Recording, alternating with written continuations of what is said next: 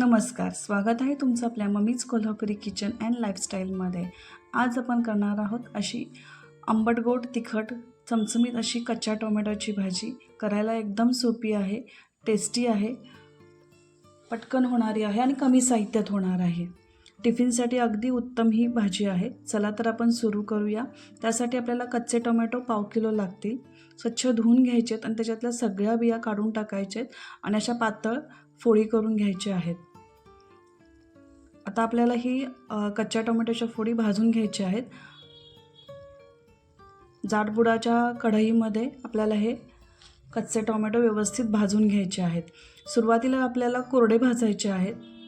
थोडंसं त्यातलं पाणी आटलं किंवा त्याच्यावर थोडे डाग पडले की आपल्याला त्याच्यामध्ये तेल टाकायचं आहे। इथे मी तेल 3 टीस्पून टाकलेलं आहे।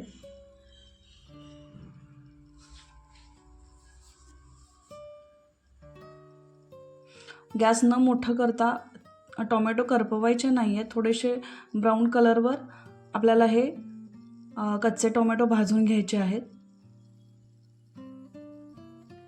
या पद्धतीने हे टोमॅटो आपण भाजून घेतलेले आहे। आता हे काढून घ्यायचे आहेत आणि त्याच कढईत तेल 2 टेबलस्पून टाका। तेल चांगलं गरम झालं की मोहरी जिरे आपल्याला टाकायचे आहेत। जिरे थोडेसे जास्त टाका, जिऱ्यामुळे ह्या भाजीला खूप चांगली चव येते। कढीपत्ता टाका आणि 2 कांदे टाकायचे आहेत। कांदे खूप बारीक कट करायचे नाहीत, थोडेसे मोठे कट करायचे आहेत। अगदी बारीक कांदा कट करायचा नाही आहे। हिंग टाका।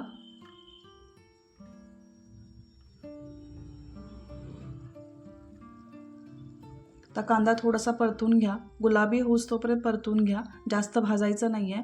हळद पाव टीस्पून टाका।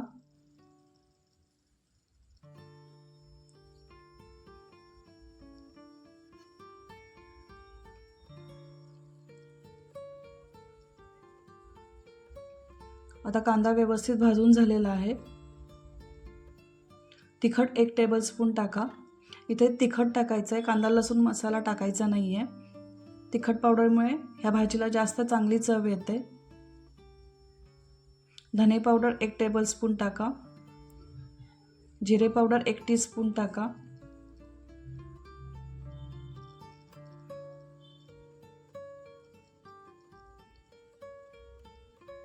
इथे भिजलेली तूर डाळ अर्धी वाटी मी घेतलेली आहे।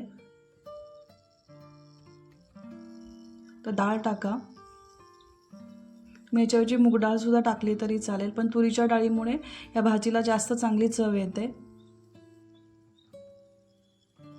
तर डाळ व्यवस्थित परतून घ्या। तर भाजलेले कच्चे टोमॅटो टाका। तर डाळ आणि टोमॅटो व्यवस्थित परतून घ्या।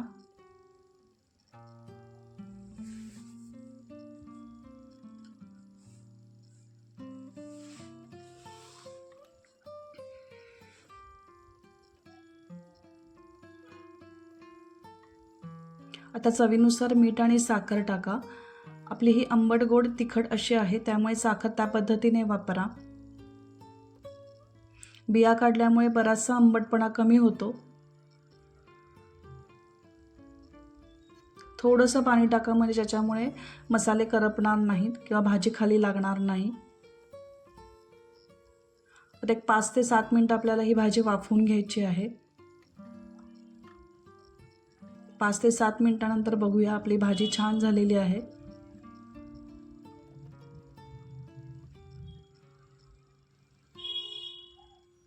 तर वरून भरपूर कोथिंबीर टाका आणि गरम गरम भाकरी चपाती बरोबर ही भाजी सर्व करा। जर तुम्हाला ही रेसिपी आवडली असेल तर लाईक करा, शेअर करा, कमेंट करा।